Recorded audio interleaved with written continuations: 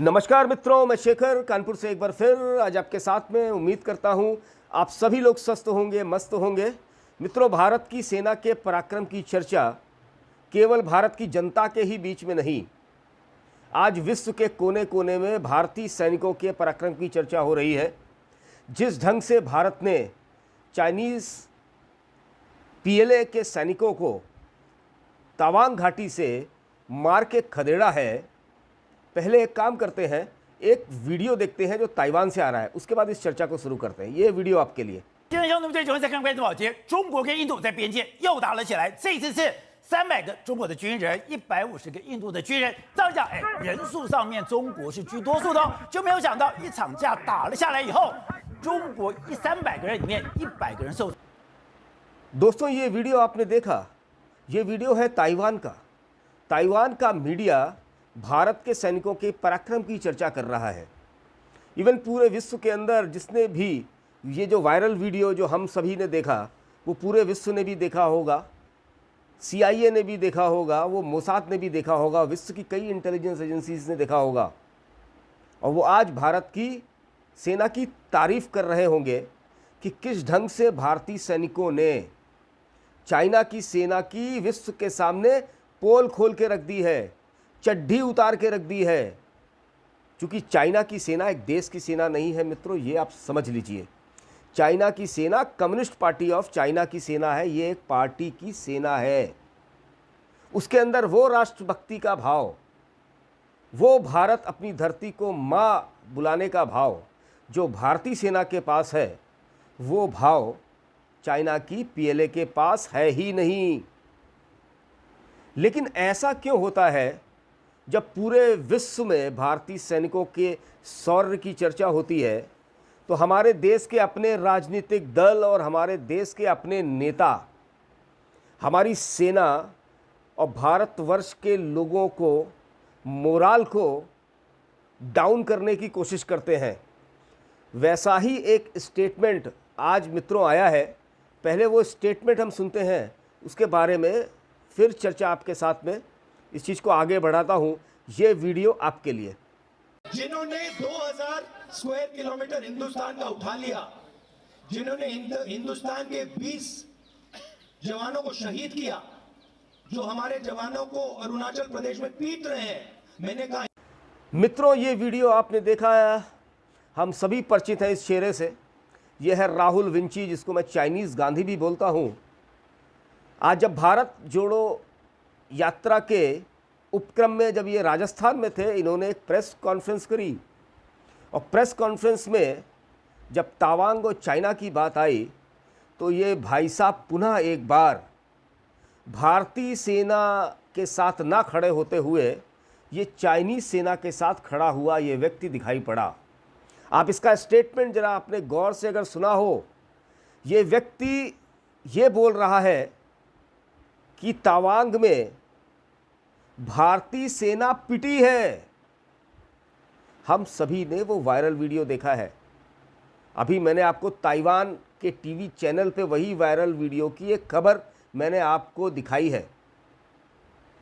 पूरे विश्व ने वो वीडियो देखा है जिसमें भारतीय सेनाएं चाइना की सेना के लोगों को पीट के भगाती हैं। लेकिन हमारे देश का एक चाइनीज़ गांधी, एक फर्जी राहुल गांधी हमारी सेना को पिटते हुए उसकी बात करता है कि भारतीय सेनाएं पिट रही हैं। अगर भारतीय सेनाएं पिट रही हैं तो पीट रहे हैं चाइनीज़ के पीएलए के सैनिक।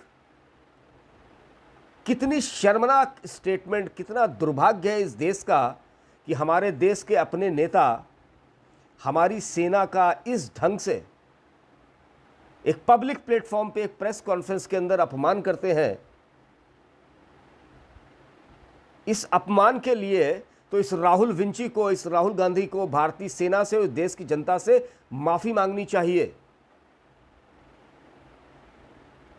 वैसे अगर हम पुरानी घटनाओं की चर्चा करें, जब भी भारत का किसी भी प्रकार से विवाद चाइना के साथ होता है, तो ये जो गांधी फैमिली है, ये कहीं ना कहीं भारत के साथ ना खड़े होकर चाइना के साथ खड़ी हुई दिखाई पड़ती है। चाहे वो मित्रों डोकलाम रहा हो, डोकलाम में किस ढंग से चोरी छुपे यही राहुल विंची, यही प्रियंका वाड्रा और कांग्रेस के एक नेता आनंद शर्मा और रॉबर्ट वाड्रा जीजा जी छुपते छुपाते चाइनीज़ एम्बेसी के अंदर गए। पहले उन्होंने वहाँ पर जाने से इनकार किया कि ये झूठी खबर है, बाद में जब पकड़े गए तब उन्होंने स्वीकार किया। गलवान के अंदर जिस ढंग से भारत की सेना ने चाइनीज़ आर्मी की बैंड बजाई और सारी रिपोर्ट्स के हिसाब से लगभग सैकड़ों की संख्या में चाइनीज़ सैनिक वहां मारे गए, तब भी ये परिवार भारत के साथ ना खड़े होते हुए चाइना के साथ खड़े हुए दिखाई पड़ा। अभी कुछ दिनों पहले एक चीज का रहस्योद्घाटन देश की जनता ने देखा है, किस ढंग से एक परिवार का फाउंडेशन, राजीव गांधी फाउंडेशन, किस ढंग से उस फाउंडेशन के अंदर चाइनीज़ दूतावास से करोड़ों रुपए का फंड इनके पास, इनके फाउंडेशन पे, इनके परिवार के फाउंडेशन के नाम पे आता था। आखिर चाइना इन गांधी परिवार के फाउंडेशन को फंड क्यों करती थी? कहीं वो जो पैसा इस परिवार के पास आ रहा था, उसकी कीमत चुकाने के लिए ये भाई साहब जब भी चाइना के साथ भारत का विवाद होता है तो ये चाइना के साथ खड़े हुए दिखाई पड़ते हैं, ना कि भारत और भारतीय सैनिकों के साथ में। ये बहुत ही शर्मनाक घटना है कि आखिर क्या कारण है। आखिर 2008 में जब ये परिवार चाइना जाता है, राहुल गांधी और इनकी पार्टी कांग्रेस चाइना की कम्युनिस्ट पार्टी ऑफ चाइना के साथ कौन सा गुप्त समझौता करती है, उसकी तस्वीरें पूरी भारत की जनता ने देखी है। तब भी इस परिवार ने, ना ही इस पार्टी ने उस गुप्त समझौते के बारे में कोई भी तथ्य पब्लिक डोमेन के अंदर उजागर किए हैं। ये जितनी भी चीज़ें जिस ओर इंगित करती हैं, ये हमारे राष्ट्र के लिए बहुत ही खतरनाक सिम्टम्स हैं मित्रों।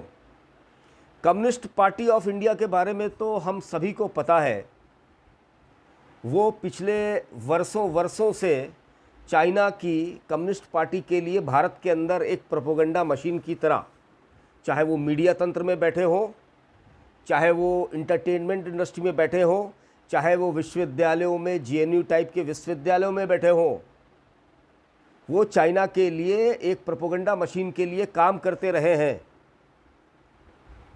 लेकिन भारत का मुख्य राजनीतिक दल अगर इस ढंग की बातें करता है, इस ढंग की प्रेस कॉन्फ्रेंसेस करता है और इस ढंग के फंड उसके पास एक दुश्मन देश से आते हैं, तो भारत की जनता को शक करना, उनके ऊपर संदेह करना, ये एक स्वाभाविक प्रक्रिया है।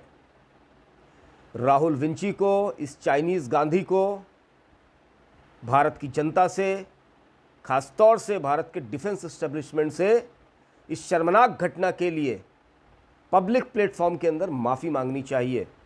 मित्रों, अगर ये वीडियो आपको अच्छा लगे तो इस वीडियो को ज़्यादा से ज़्यादा लोगों तक पहुंचाएं, जिसमें लोग अपने मुख्य राजनीतिक दलों की हरकतें, उन्होंने क्या क्या इस देश के साथ में विश्वासघात किया है और किस ढंग से आज भी उसी कार्यक्रम में लगे हुए हैं, इस चीज़ को लोग जाने। आप लोगों का बहुत बहुत धन्यवाद। भारत माता की जय। जय हिंद, वंदे मातरम, जय श्री राम।